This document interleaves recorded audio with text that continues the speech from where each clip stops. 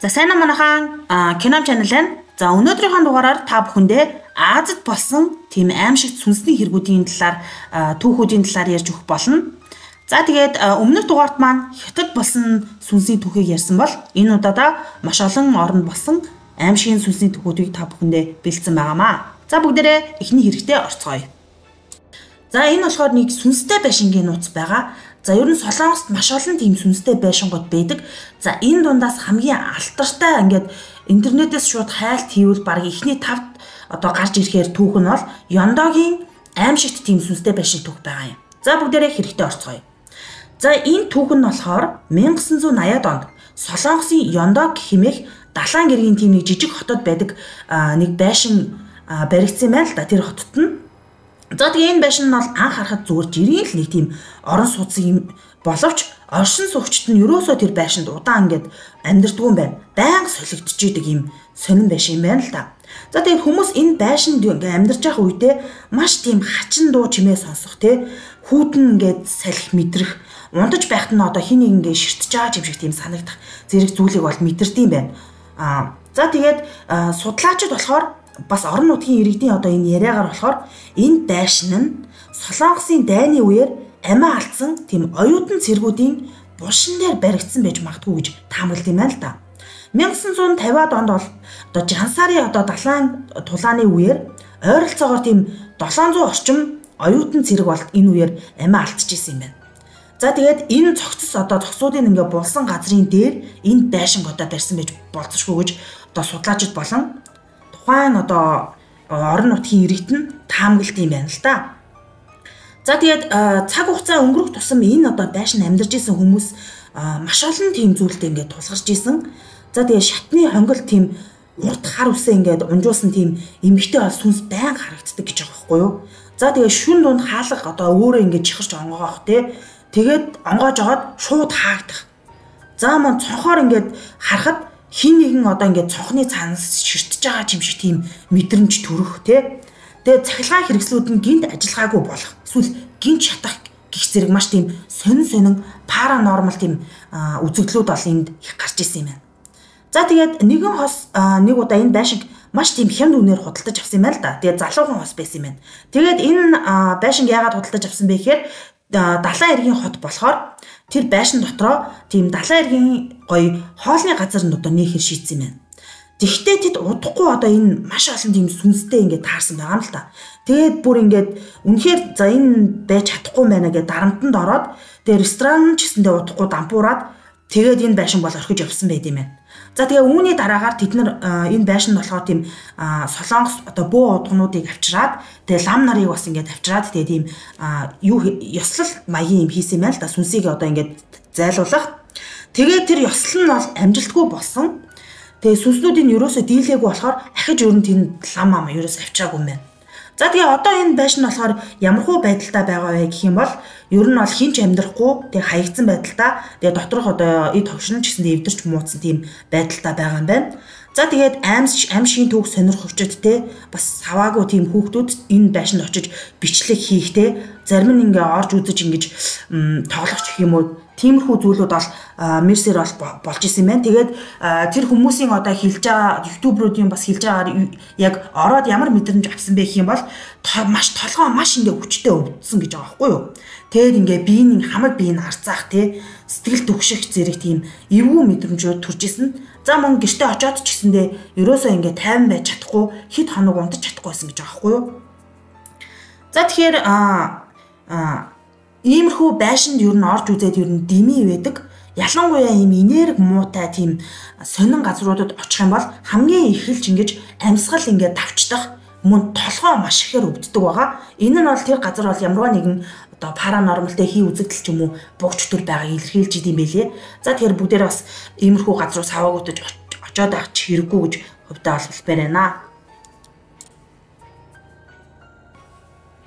За дараагийн ярих сэдэв маань хэм бол бас нэг сонирхолтой сэдэв байгаа. За энэ болохоор яг бодит хүн таарлцсан одоо тохиолдсон сэдэв байгаа. За эмээгийн сүүдэр. За 2005 онд Солонгосын жижиг хотод амьдардаг Минжи хэмээх 15 настай охинд энэ бол аимшигт дүү тохиолдсон юм билээ. За тэгээд түүний эмээ нь бол өнгөрөөд хэдхэн сар болж байсан байгаа юм. За эмээг нь чандарлаад тэгээд одоо ясыг нь одоо хадгалах газар тавьсан ч гэсэндээ гэр бүлийнх нь энэ одоо оршуулгын ёслоос хойш эмээгийнхэн сүнсийг одоо гэртээ ч юм уу те ямар нэгэн байдлаар мэдрэх болсон юм байна. Тэгээ энэ тухайгаа бол ингээд ярьсан юм байна л да. За тэгээ Минжи охин нэгэн орой гэртээ ингээд ганцаараа байсан юм байна. Тэгээ ээж нь ажлаас нь ирээгүй. Тэгээ аав нь ерөнхийдөө бол дандаа тийм орой ээлжинд одоо ажилт юм байна л да. Тэгээ тэрээр өрөөндөө ингээд ном уншингаа унтах гад ингээд бэлтжижсэн юм байна. Тэгсэн чинь гинт доод давхраас нь одоо тийм аяг тавг ингээд харах тийм түс нас гэсэн одоо чимээ гараад эхэлсэн юм байна. За охин эхлээд одоо ингээд энэ одоо хулгын юм уу юу юм болоо гэд доошоо юутсан буугаад үзээгээд буус юм байна л да. Тэгсэн чинь яг ингээд буугаад очисон чинь яг ингээд нуруугаар нь хүүтэн жавар ингээд үлээж байгаа юм шиг тийм ингээд сонир мэдрэмж төрсэн юм байна. За тэгээ Минжи бүр гинт маш ихээр даарад тэгээ тийм дагжин чичирсэн мэдрэмж авч л дээ. За тэгээд тэрээр буцаад ингээд галтгоо руугаа ороод за галтгоонд одоо хин хин ирсэн юм шүү дээ хулгайч юм болов гэд маш их айгаад тэгээ галтгоонд орсон ч хин ч гэсэн байгаагүй. Тэгтээ шалан дээр нь хамгийн хачирхалтай нь эмээгийнх нь одоо ингээд амьдтай ингээд маш их хайртай байсан тийм хуучин ваар нь ингээд хагарсан байсан байхгүй юу? Тэгээд тэр ваар бол эмээг нь одоо нас барахаас өмнө ингээд байн хадгалж те дотор нь одоо тэр ваарандаа эмээ одоо будаа хийгээд хадгалдаг байсан юм байна л да. Тэгээд тэр будаа нь болохоор шалаар нэг асгарсан байж. За Минжиж ганцаараа байсан болохоор маш их айж ээж рүү ингээд залхсан ч гэсэн ээжийнх нь нуц нь ерөөсөө холбогдоогүй. Тэгээд тэрээр яах ч аргагүй өрөөндөө буцаад орсон байгаа юм. Тэгээд тэрээр өрөөнийхөө толинд харсан чинь яг ард нь эмээ нь зогсож байсан юм шиг харагдсан байна. Тэгээд эмээ нүднийхээ цаанаас одоо ингээд нүднийхээ булангаар түүний ингээд ширтээд эмээ нь буцаж ирсэн шүү гэж түүнд шивнсэн байгаа юм. Минжи бүр айсандаа шууд уйлж эхэлсэн байгаа юм. Тэгээд яг уйлаад эхлэхэд эмээ нь алга болоод өрөөнд нөгөө хүүтэн жавар бол байсаар л байсан. За тэгээд тэр шөнөө бол охин ерөөсө унтаж чадаагүй шүнжэнгөө уйлаад дагжин чичрээд тэр одоо шүнийг арай хийж тавсан байгаа юм. За тэгээ маргааш түүний гэр бүлийнх нь одоо эмээгийн одоо тухайн одоо чандрыг хадгалсан дээр тэр газар очиж ламд хэлсэн чинь эмээ чинь одоо ингээ сүүлийн замдаа маш тэгж харамсалтай ч юм уу те ямар нэг юм ингээ хорогдоод явсан учраас сүнс нь юусоо тайван биш байна. Тийм ч учраас одоо түүнийг ингээд сүнсийн тайвшруулах зан үйл хийх шаардлагатай гэж хэлсэн байна. За тэгээ тэр өдрөөс хойш эмээгийн сүнс нь бол ахиж өрөөсө харагдаагүй мэн. Яагаад гэх юм бол одоо ламаар тэр зан үйлийг нь бол хийлгсэн. За тэгээд Минжи бол одоо ч гэсэндээ тэр одоо шүн болсон аимшигтай хэргийг бол байнга сандаг. Тэгээд бас хаяа тэр нуруу ингээ хүүт даалгасан хүүтэн жаврыг бол мэдэрдэг гэдгээ бол хэлсэн байгаамаа. За бүгдээрээ дараагийн түүхтэй оръё. За дараагийн түүх маань бас л өмнөд Солонгос улс тохиолдсон нэг бодит түүх байгаа. За толин дах эмэгтэй гэсэн түүх байгаа юм. За бүгдээрээ түүх рүү орцгоё. Сөүл хотын төвд байрлах хуучны орон сууцнд амьдардаг Сүүжийн нэртэй одоо эмэгтэй тохиолдсон хэрэг байгаамаа.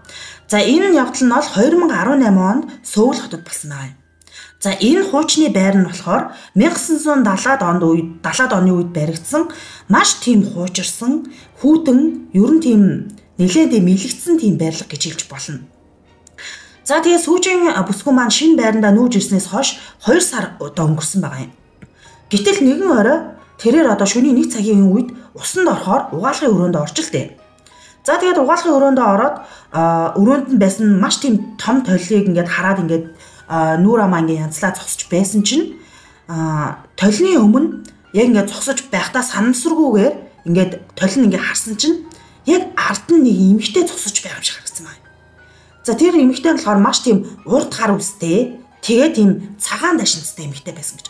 Гэхдээ хамгийн хачирхалтай нь яг ингээд цагаан дашинцных нь өмнөр ингээд улаан ингээд будаг хасгацсан юм шиг тийм харагдсан байгаа юм.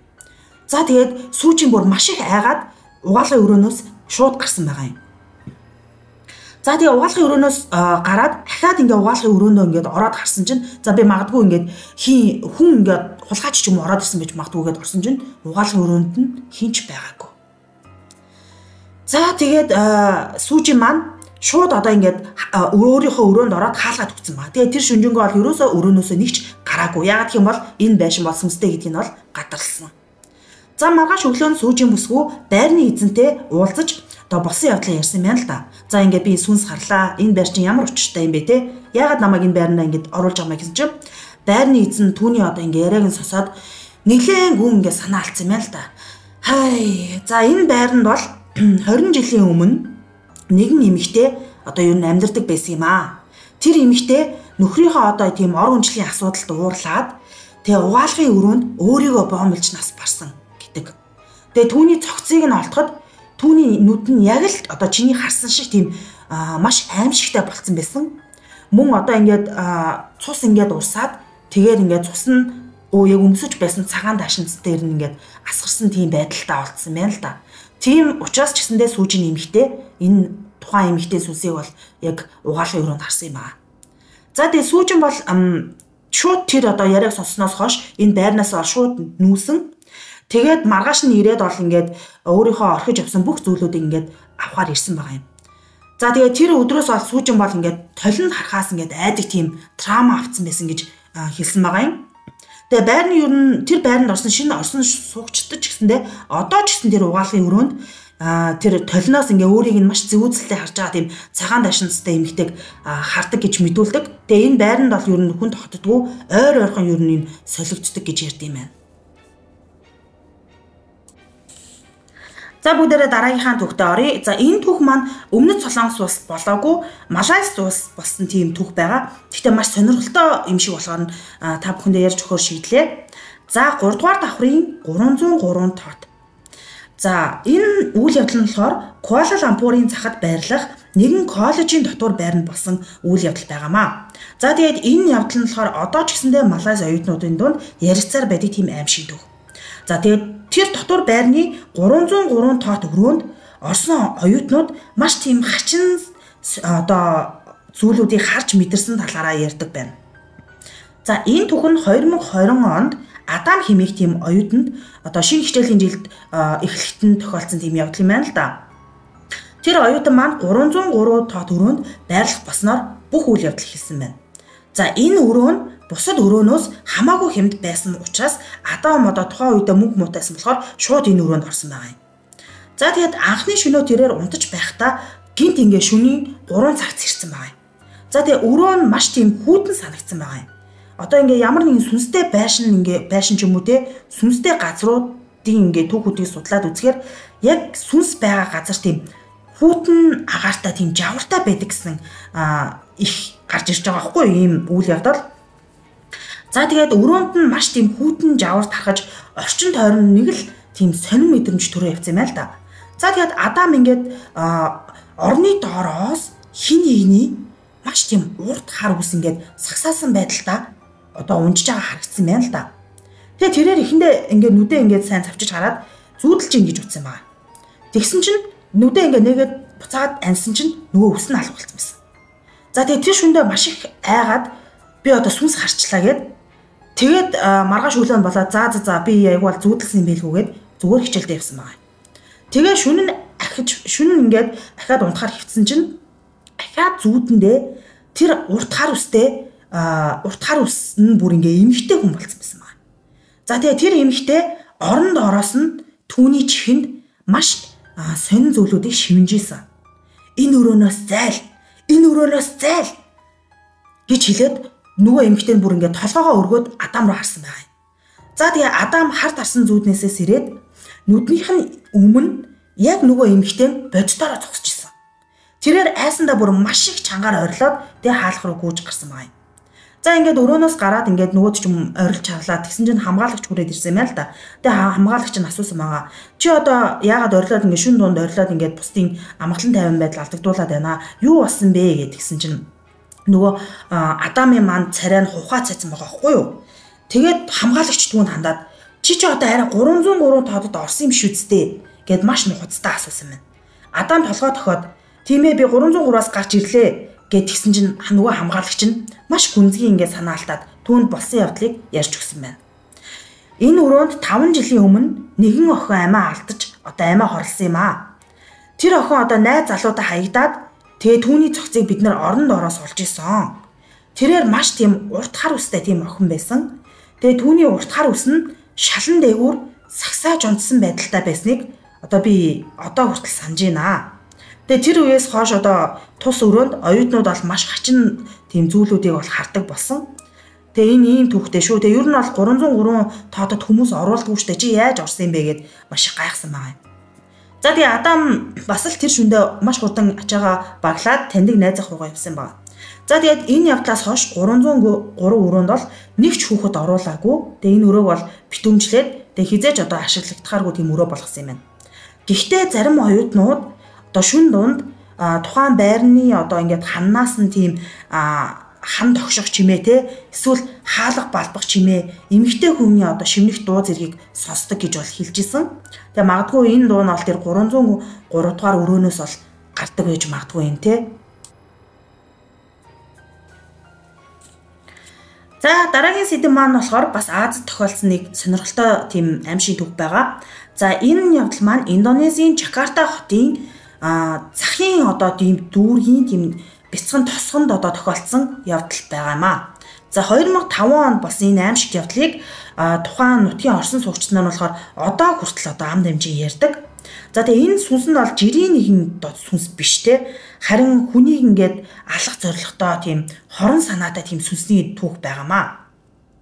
За гол түүх маань 2005 оны 7 сард Жакарта хотын захын нэгэн тосгонд Ардианто гэх 16 настай хүү тухайн нутгийн ойролцоо ингээд нэг хөндөд орших тийм маш хуучин эвдэрхий тийм байшинд орой найзуудтайгаа тийм сүнс чөтгөр харахаар тийм адал явдал ирэлхийлээд очсон байгаа юм. За энэ байшин л болохоор өмнө нь хүмүүсийн цогцыг хадгалдаг морг байсан байгаа юм.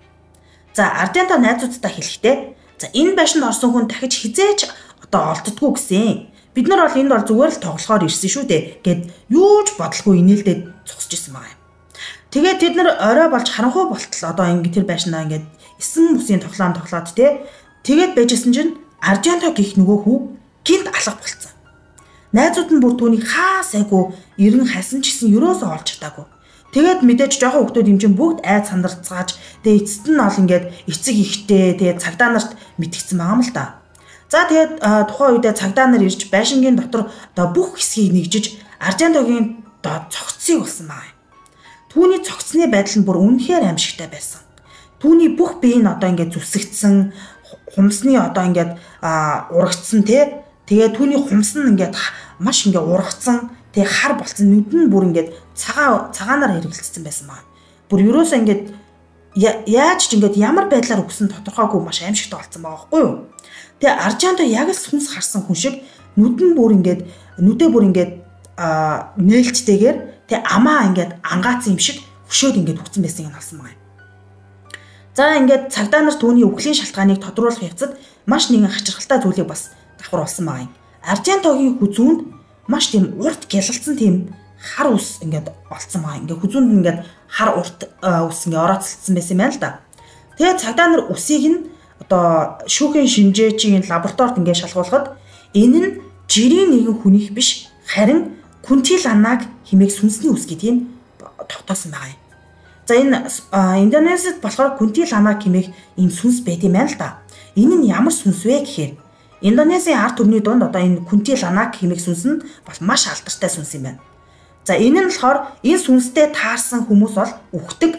Тэгээ энэ сүнс нь маш тийм харгас бас хортой сүнс гэж үздэг юм байна л да. Энэ сүнс нь хүүхдээ алдсан эмэгтэй сүнс бөгөөд урт хар устэй цагаан дашинцтайгаар ихэнхдээ хүмүүс харагддаг. За тэрээр гол төлөв ирчүүдийг онилж тэдний нуруу хүзүүрлүүн дайран үсээрээ боомлж алдаг гэсэн тийм домог байт юм байна л да. За тэгээд Ардианто хүүгийн үхлийн дараа тэр байшин бүр мөсөн хаагаад ойр орчимд нь юроос ингээд ойртохыг ингээд хоригдсан юм байна. Тэгсэн ч гэсэндээ хүмүүс ингээд тэр байшинг ингээд хажуугаар явхад эмэгтэй хүний инээ ихтэй уйлах дуу сонсогддог гэж хүртэл ярьд юм байна. Зарим хүмүүс Ардиантогийн цогцос олцсон газарт тэр эмэгтэй дүрсийг харсан ч гэж мэдүүлдэг юм байна л да.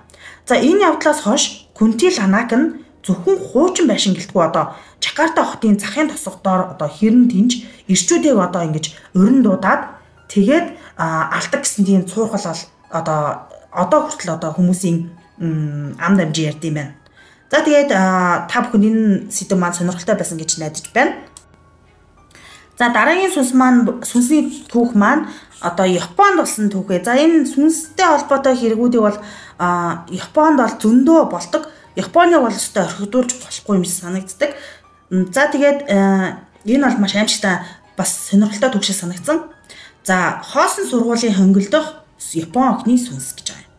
За энэ үйл явдал нь болохоор Токио хотын нэгэн дунд сургуульд 1990-ад оны үед болсон тийм хачирхалтай сүнсний хэрэг юм л да. Тэгээд энэ хэрэг нь болохоор одоо ч гэсэн хүмүүсийн дунд ингээ яригддаг тийм түүх юм байна. За энэ түүх нь тухайн сургуулийн 4-р давхрын хөнгөлд болсон тийм нэгэн сүнсний түүх. Нэгэн залууд тохиолдсон. Тэр жил Ясуо хэмээх 14 настай хүүхэн сургуулийнхаа хөл бөмбөгийн багт илсээд тэгээ өдөр болгон ер нь оройдч тардаг байсан юм байна л да. За тэгээд нэгэн орой тэрээр хичээлээ ингээд маш орой тараад тэгээ сургуулийнхаа 4-р давхарт номын сан байдаг гэсэн юм байна. Тэр номын сан руу явах хэрэг гарч л дээ. За ингээд 4-р давхрын хөнгөл нь болохоор бусад давхрын хөнгөлийг бодох юм бол илүү тийм өргөн бас ингээд хар бараан тийм будагтай тийм хөнгөл байсан юм байна. За тэгээ мөн маш олон жил гэрлүүдийг нь солиогүй болохоор гэрэл нь ингээд өөрөө ингээд унтарч ингэж анивчдаг тийм байсан юм байна л да. За ингээ Ясуо хонглоор ганцаараа алхаж явахдаа артаас нь хүүхдийн инээх чимээ сонсогдсон байна. Эргээд хартал хинч байгаагүй. Тэр цааш алхтал араас нь яг түүний ингээ алхааг ингээд дагаад яваадсан. За тэгээ түүний ингээд дагж байгаа алхаа нь улан түүнэр ингээ ойрцсон байгаа юм. Ясуо ингээд маш их гайхаад зог тусаад ингээд нүдэ хайсан байгаа юм. Тэрээр ингээд нүдэ ханаад нүдэ нээсэн чинь яг өмнө нь нэг охин зогсож байсан. Энэ охин урд гар үстэй тийм сурагчийн тийм дүрэн товцтой охин байсан байгаа юм. Тэгээ Ясуо түүн рүү харсан чинь охин өөдөөс нь чи миний тоглоомыг харсан уу гэж асууж л дээ. Ясуо бүр юу ч хэлэхээ мэдэхгүй болоод зог тусан гацсан байна. Гэвч дараагийн мөчид охин бол гинт ингээд уусаж алга болсон тухайн орчиндоо. Тэгээд орчинд орнд нь бол ямар ч хүүхэд харагдаагүй бүр юу ч байхгүйсэн. Ясуо тэр шөндөө гэртээ очоод зүүдэндээ бас тэр охиныг зүүдэлсэн байгаа юм. Зүүдэндээ охин Ясуод хэлэхдээ тоглоомыг минь олоод өгөөч гэж шивнсэн байгаа юм. Маргааш өглөө нь Ясуо сургуулийн захиралтаа уулзаад болсон явдлыг хэлж л дээ. Би ингээ ганцаараа байсан чинь ингээд ийм охиндоо таарлаа гэд хэлсэн чинь захирал нь Ясуод энэ сургуулийн 4-р давхарт 10 жилийн өмнө нэгэн охин маш харамсалтайгаар шатнаас унжнаас барсан юм аа. Тэр охин ганцаараа ингээд тоглож байгаад халтраад шалан дээрээс унаад нас барсан. Тэгээ түүний ингээд тоглоом нь бас тэндээс ерөөсөө олдож байгаагүй. Ямар ч тийм тоглоом өдр байгаагүй гэж хэлсэн байгаа юм. Ясуо тэр өдрөөс хойш дахин тэр хонгол руу бол ерөөсөө ойртож чадаагүй. Харин сургуулийн зарим сурагчид бол одоо ч гэсэндээ тэр хонглоос охины уйлах, заримдаа инех тийм хоолой сонсогддог гэж ярьсаар байт юм байна. За ер нь тэгээд Аз Твдтэй Солонгос, Японд иймэрхүү сургууль имлэг хуучин байшингийн сүнснүүд бол хаасайгүй байдаг юм шиг санагдсан. За дараагийн түүх маань бас л нэг Азийн орнд болсон аимшигтай явдал байгаа. За Филиппинд болсон улаан өрөөний аимшигт явдлыг та бүхэнд ярьж өгье. За энэ үйл явдал нь болохоор Филиппиний Себу хотод байрлах нэгэн дотуур байранд болсон аимшигтай явдал юм. За тухайн сургуулийн оюутнуудын дунд одоо хүртэл яригддаг энэ маш хачирхалтай хэрэг. За тэгээ тус байрны нэгэн өрөөг улаан өрөө гэж нэрлэдэг бөгөөд энэ өрөөнд орсон хүмүүс бол маш тийм аимшигтай зүйлүүдийг бол харсан гэж хэрэлдэв юм байна л да. За энэ үйл явдал нь 2014 онд Анабель хэмээх оюутан тухайн дотор байранд шинээр нүүж ирснээр эхэлсэн. Тэрээр өрөөгөө олцоод дотоод заслыг нь хараад бүр маш их гайхчихлээ. Өрөөний хан нь бүр тэр чигээрээ цус мэд улаан өнгөтэй байсан гэж байгаа. Улаан будагтай байж л дээ. За тэгээд маш жижиг хэмжээний тийм хумсны мөртөө зурааснууд ингээд бас харагдсан байгаа. Яг ингээд хумсаар ингээд майчсан юм шиг.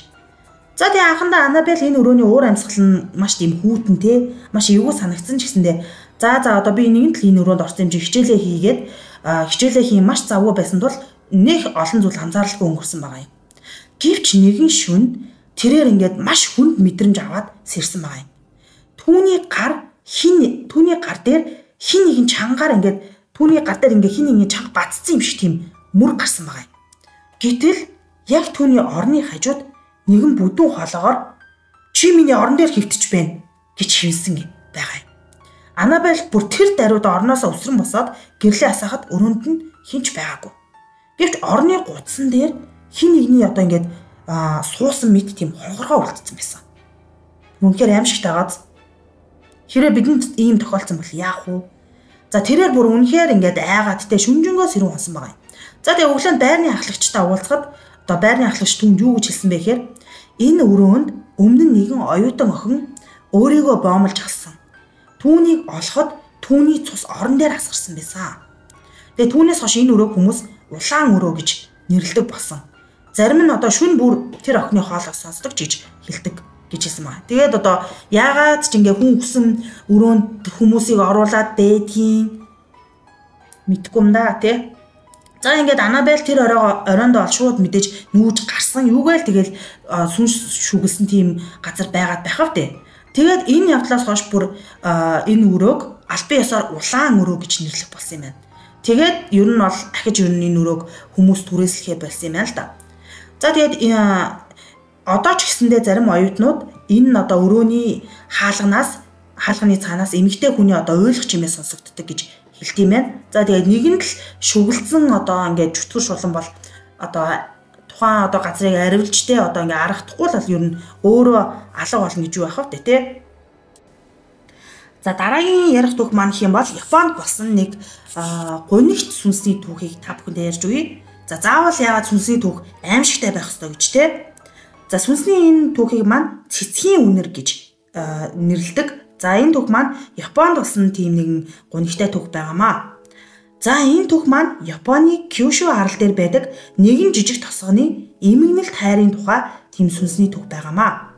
За хэдийгээр энэ түүх маань сүнстэй түүх ч гэсэндээ тийм аимшигтай биш, хайрын бас гунигтай тийм түүх байгаа шүү. За үйл явдал маань 1950-ад оны үед тухайн тосгоны хөвгөн Такаши болон хөршийн охин болох Ханако хоёр одоо бие биендээ маш их хайртай болж дурлалцсан байгаа юм. Тэд өдөр бүр уулзаж уулын ингэрдэх Сакура модны дор суугаад ирээдүйхээ тухай ярьдаг байж л дээ. Ханако Сакура цэцгэнд маш их дуртай байсан бөгөөд Такашид хэлдэг байна. Хэрвээ би нэг өдөр алга болчихвол энэ модны дор ирж намайг санаж байгаарай гэж хэлжээ. Гэвч тухайн бүс нутагт тухайн үед нь дайн дэгдэж Такашиг цэрэг татсан байна. Тэр хоёр салах мөчөд Ханако түнд нэгэн жижигхэн Сакура цэцгийн үнэртэн бэлэлж энэ үнэрийг мэдрвэл намайг санаж байгаарай гэж хэлжээ. Цаг хугацаа өнгөрч Такаши хэдэн жил болж байгаад нутагтаа буцан ирсэн байна. Гэтэл тосгонд нь уу гашуу нөмөрсөн байлаа. Ханако хэдийнэ нэгэн одоо осолд ороод амиа алдсан байж л дээ. Такаши маш их сэтгэлээр унаж өдөр бүр Сакура модны дор очиж ганцаараа ярин суудаг болсон байна. Гэтэл нэгэн орой тэр модны дор сууж байсан чинь салхи сэвэлзэн яг л Ханакогийн бэлгэлсэн үнэртэн шиг Сакура цэцгийн зөөлөн үнэр сэнгэнэв. Такаши эргэн харахад цагаан кимоно өмсөн Ханако модны цаана зогсож байлаа. Тэрээр инээмсэглэж толгой тохин чимээгүй алга болсон ч үнэр нь яг тэр газараа үлдсэн байна. Такаши үүнийг ерөөсөө аимшигтай хэрэг гэж бодоогүй байна. Тэр өдөртөө маш их уйлж бас баг зэрэг баярлсан байгаа юм. Чи одоо ч намайг санаж байгаа юм байна гэж хэмжээ. Тэр өдрөөс хойш Такаши дахин ганцаардаагүй байна. Хэдийгээр Ханако эргэж ирээгүй ч гэсэндээ жил бүр Сакура цэцэглэх улиралд модны дор суугаад одоо хөгшин ирийн хажууд Сакура цэцгийн үнэр сэнгэнэх болсон гэдэг. Тэрээр хөгшин болсон ч гэсэндээ Ханаког ерөөсөө мартаагүй. За ингээд тосгоны хүмүүс одоо ч тэр модны дэргэдүүр өнгөрөхдөө зөөлөн Сакура цэцгийн үнэрийг үнэрлэдэг гэж хэлдэг байна. Энэ нь мөнхийн хайр, дурсан санахын сүнс гэж үздэг. Аимшигтай хэрэг биш, харин дурсамжийг үлдээдэг сүнсний нэг жишээг та бүхэндээ ярьж өглөө. За ингээд энэ удаагийн сүнсний түүхээ нэгэн бас гунигтай мөртлөө бас тийм дурсан санах сэтгэлийг сэдрээсэн тийм сүнсний түүхээр өндөрлөе гэж бодлоо. За тэгээ энэ сүнсний түүх маань намрын борооны дурсамж хэмээх одоо түүх байгаамаа. Өмнөд Солонгос улсад тохиолдсон. За энэ түүх нь 1990-ад оны үед Кёнсан аймгийн жижигхэн тосгонд болсон тийм үйл явдал байгаамаа. Нэгэн ганцаараа амьдардаг тийм Ким имэд тохиолдсон явдал байгаа юм. Энэ түүхийг ярьж өгье. За Ким Имэ маань маш тийм ганцаардмал амьдралтай, маш тийм өрөвдөлтөй хөгшин байсан. Яагаад гэх юм бол түүний охин нь болохоор маш тийм залуудаа бол ослоор нас барсан. Харин түүний ингээд үлдсэн цор ганц ач нь болохоор ач болох сүүжийн охин нь ослоор бас нас барсан байнамаа. Ингээ хайртай охиноо бас хайртай ач охиноо алдсан юм Имэ маань одоо ингээл өдөр хоног тэгсээгээл маш гонигтай өнгөрөөдөг байсан юм байна.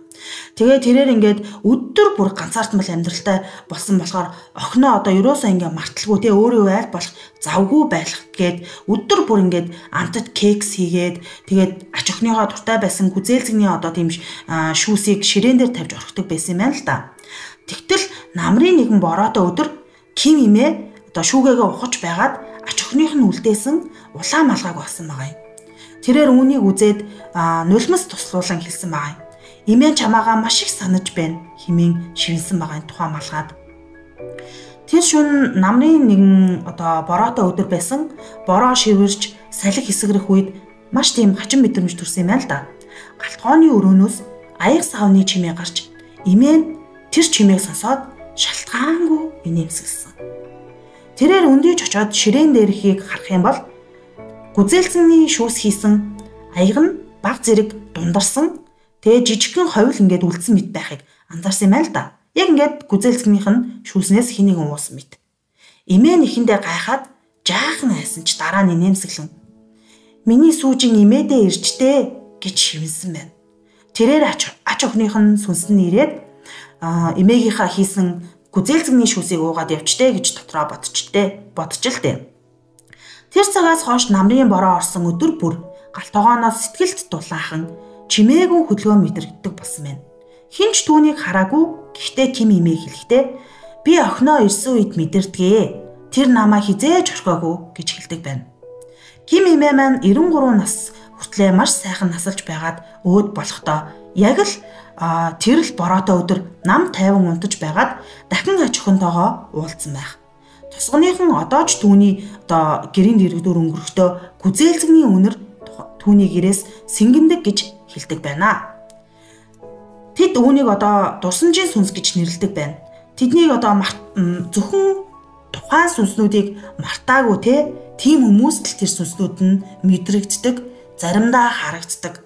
Гэхдээ тэр сүнснүүд нь бол ямар ч одоо гим хоргүй тийм тайван сүнснүүд байд юм байна. Тэгэхээр бидний ч гэсэн бас ингээд талигааж басан хайртай хүмүүс маань бас хаяа ингээд зүудэнд ч юм уу мэдэрдэг шүү дээ. Тэгэхээр сүнс болгон тийм муухай ч юм уу тийм аимшигтай байна гэж бас байдгүй юм байна л да. За тэгээд өнөөдрийн дугаарыг маань хүлээн авсан та нартай сонссон бүх үзэгчдэд маш их баярлалаа. За тэгээд дараагийн дугаартаа илүү сонирхолтой мэдээлэл хийх хичээх болно. Хуг байлаа.